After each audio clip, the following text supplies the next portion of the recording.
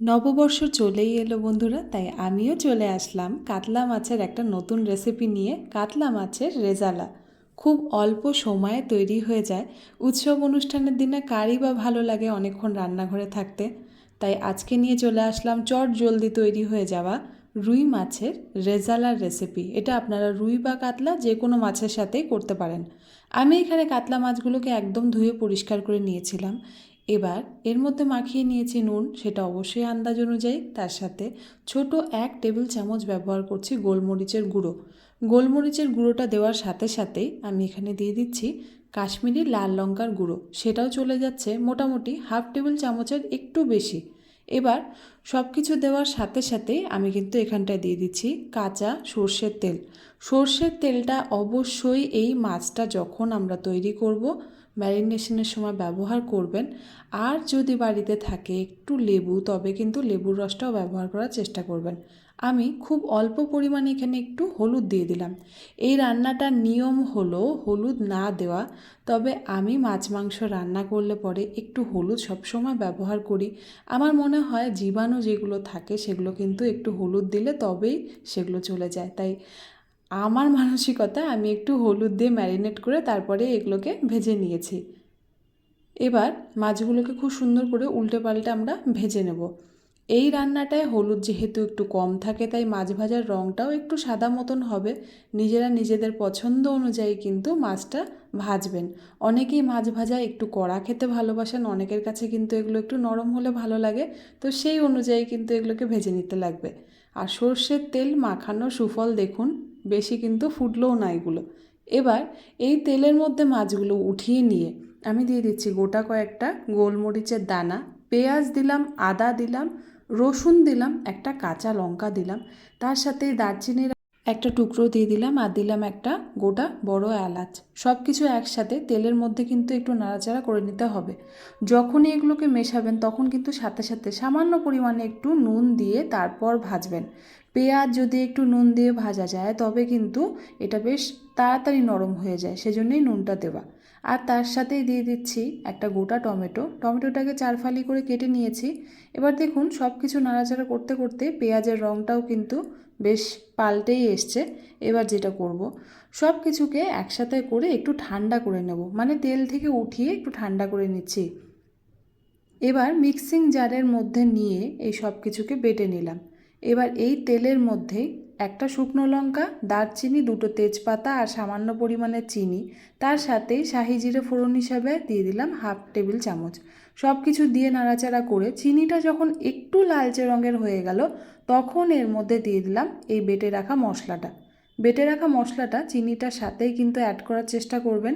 এতে করে রেজালার যে মশলাটা হয় সেটার রং কিন্তু খুব সুন্দর চলে আসে, মানে বেশ সুন্দর একটা সাদা লালচে রং চলে আসে।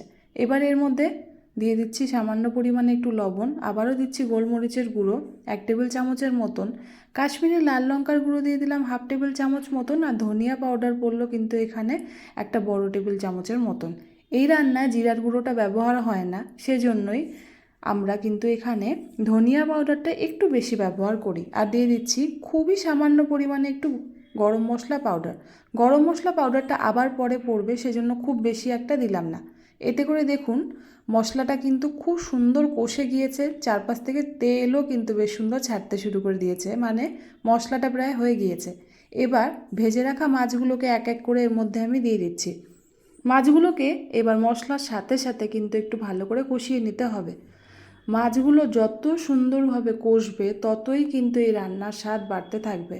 যে কোনো রেজালা, সেটা মাটন রেজালা হোক বা মাছের রেজালা, যেহেতু অনেকটাই কাঁচা মশলায় তৈরি হয় সেজন্য এগুলোকে খুব ভালো করে কিন্তু রান্না করতে হয়। এখানে দেখুন কত সুন্দর একটা রং কিন্তু চলে এসছে। আমি 3-4 মিনিটের জন্য এটা ঢাকা দিয়ে এক পাশ করে হতে দিচ্ছি, যাতে করে দুই দিকেই মাছের মশলাটা খুব সুন্দরভাবে বসে যেতে পারে। এখানে একটু উল্টো পাল্টা করে নিচ্ছি, এতে করে মাছের মধ্যে মশলাটা বসে যাবে ভালো মতন। এবার যেটা করব, এর মধ্যে আমি জল দিয়ে দিচ্ছি।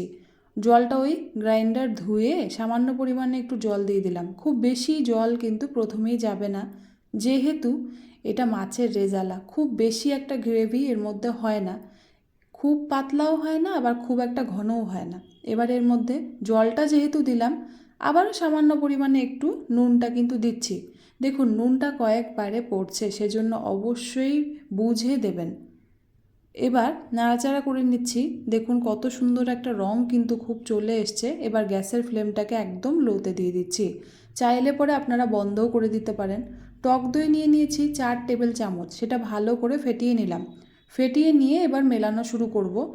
আপনারা কিন্তু এই সময় চাইলে গ্যাসের ফ্লেমটাকে অফ করে দিতে পারেন, না হলে দই কেটে যেতে পারে।